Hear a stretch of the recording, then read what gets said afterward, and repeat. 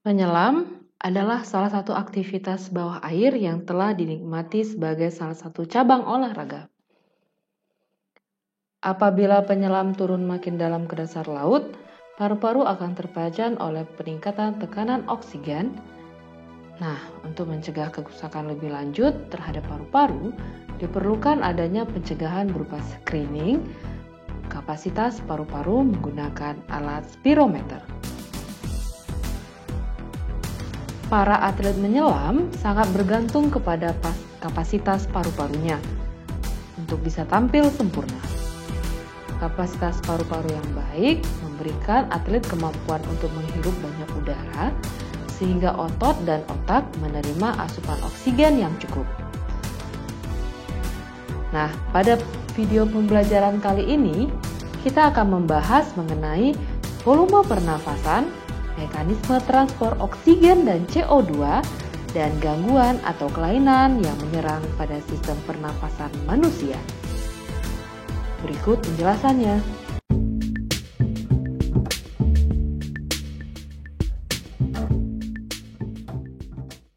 Masuk yang pertama mengenai volume pernafasan. Nah, di depan kalian itu ada grafik mengenai volume pernafasan pada manusia. Kita akan bahas satu persatu. Yang pertama adalah volume tidal. Volume tidal merupakan volume pernafasan biasa atau udara yang masuk ataupun keluar dari paru-paru. Nah, jumlah volume tidal ini adalah 500 ml. Volume pernafasan yang kedua adalah volume cadangan inspirasi atau yang dikenal dengan volume komplementer. Volume ini adalah volume udara yang masih dapat dimasukkan ke dalam paru-paru secara maksimal setelah inspirasi normal, ya. Pertemuan sebelumnya, video pembelajaran sebelumnya, Miss sudah jelaskan apa itu inspirasi, yaitu ketika kita menghirup udara atau memasukkan udara ke dalam paru-paru, ya. Nah, jumlah dari volume cadangan inspirasi ini itu lebih kurang 1.500 ml. Volume pernafasan yang ketiga adalah volume cadangan ekspirasi atau dikenal dengan volume suplementer. Volume ini adalah volume udara yang masih dapat dikeluarkan secara maksimal setelah ekspirasi normal. Dan jumlahnya lebih kurang 1.500 ml. Selanjutnya adalah volume sisa atau volume residu. Nah, volume ini adalah volume udara yang tertinggal di dalam paru-paru sesudah ekspirasi secara maksimal. Ya, dan jumlahnya lebih kurang 1.000 ml.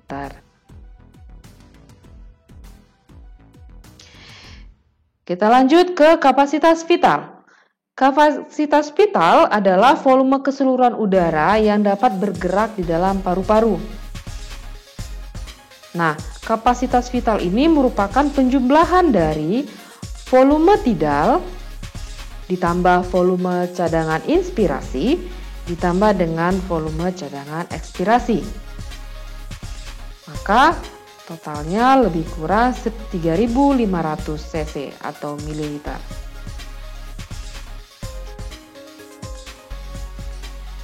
Selanjutnya adalah volume total paru-paru.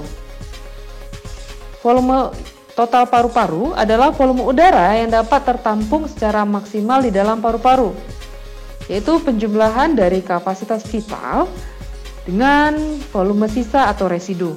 Jumlahnya sekitar 4.500 ml.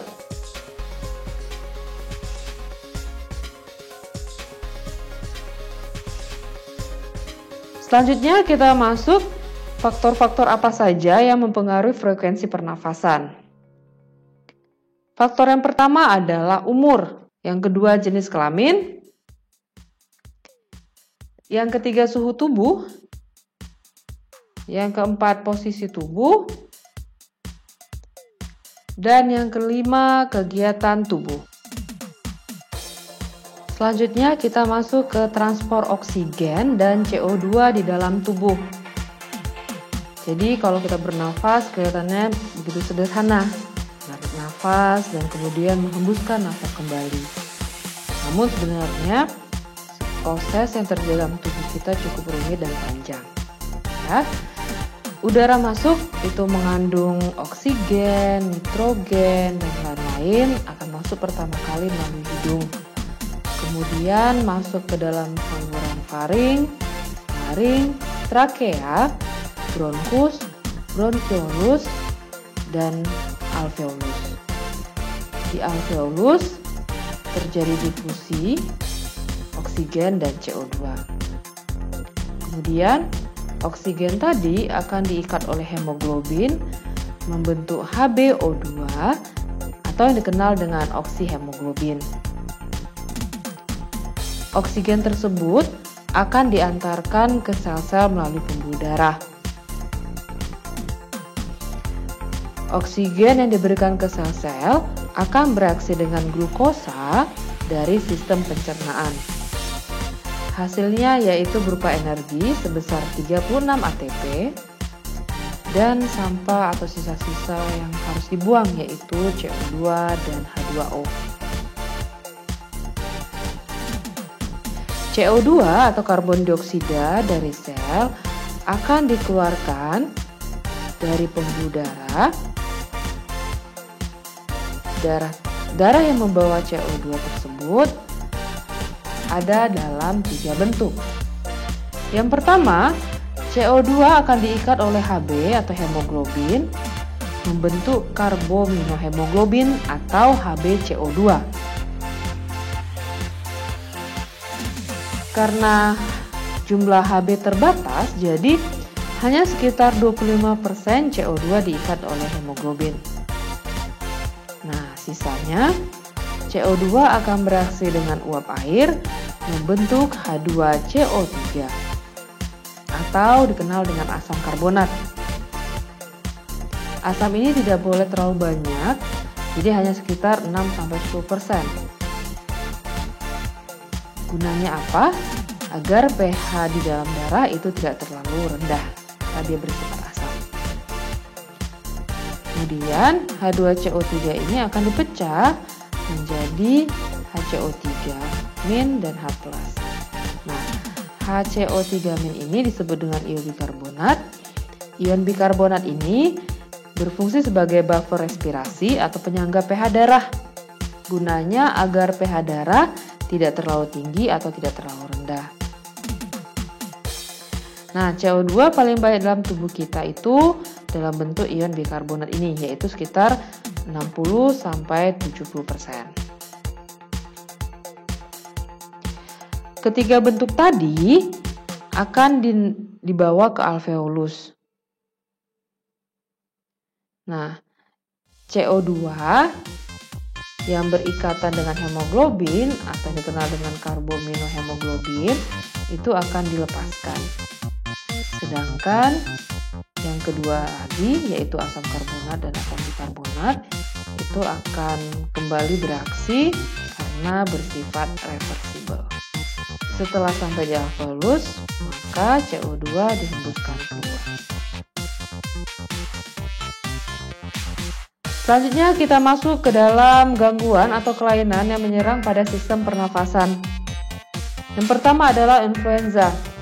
Ya, influenza ini adalah gangguan atau penyakit yang paling sering kita derita. Ya, penyakit ini disebabkan oleh virus influenza dengan gejala antara lain pilek, hidung tersumbat, bersin-bersin, dan tenggorokan gatal. Selanjutnya ada asma. Asma ini bersifat menurun, ya, penyakit yang bersifat menurun, yaitu penyumbatan saluran pernafasan yang disebabkan oleh alergi, sisa rambut, bulu, atau debu. Selanjutnya ada tonsilitis.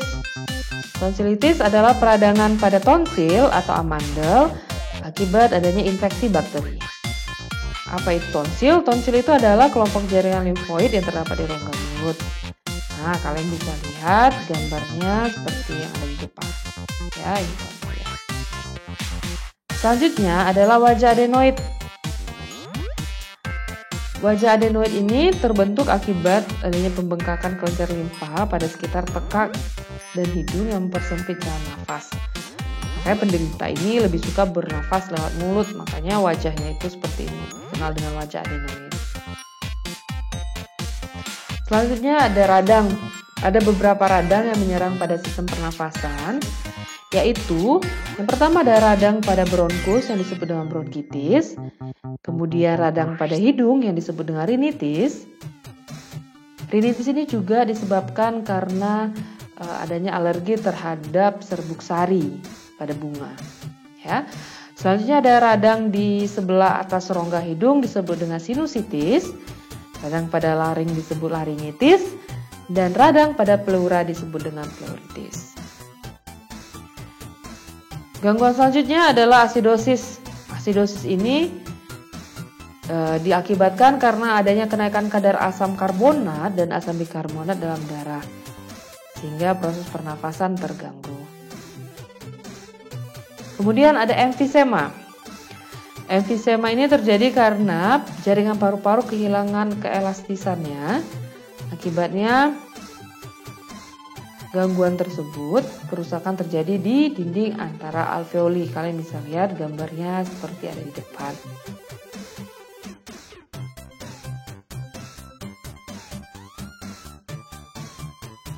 Selanjutnya ada TBC atau tuberkulosis. TBC ini disebabkan oleh adanya infeksi bakteri Mycobacterium tuberculosis. Nah, akibat adanya bakteri ini, maka akan menimbulkan bintik-bintik kecil pada alveolus. Kita tahu bahwa alveolus itu sebagai tempat terjadinya proses difusi, maka jika bakteri ini menyerang alveolus, maka proses difusi akan terganggu. Selanjutnya adalah pneumonia. Pneumonia ini merupakan infeksi bakteri dari Diplococcus pneumonia. Ya, pneumonia ini juga merupakan salah satu penyakit yang disebabkan juga oleh virus COVID-19. Selanjutnya adalah kanker paru-paru. Ya, seperti yang kalian sudah ketahui bahwa kanker itu adalah pertumbuhan sel yang tidak normal, ya, sel yang membelah secara terus-menerus. Nah, kanker paru-paru ini dapat dipicu oleh polusi udara dan polusi asap rokok yang mengandung hidrokarbon termasuk benzopiren.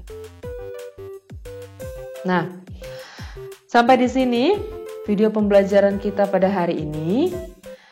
Ya, Miss akan memberikan tugas keterampilan yaitu membuat mind map tentang pengaruh pencemaran udara terhadap pernafasan. Silakan kalian submit di @modo tepat waktu. Tetap jaga kesehatan. Kita ketemu di video pembelajaran selanjutnya. Bye.